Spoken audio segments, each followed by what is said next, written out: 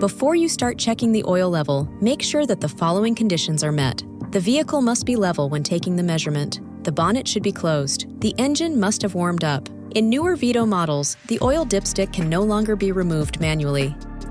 Therefore, you can check the oil level using the submenu in the instrument cluster. First, switch the ignition to the second position so that all light masks turn on.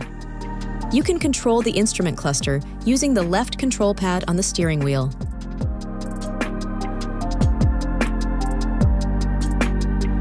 Select the service menu to find the item engine oil level. The oil level is OK when the bar in the display is green and between min and max.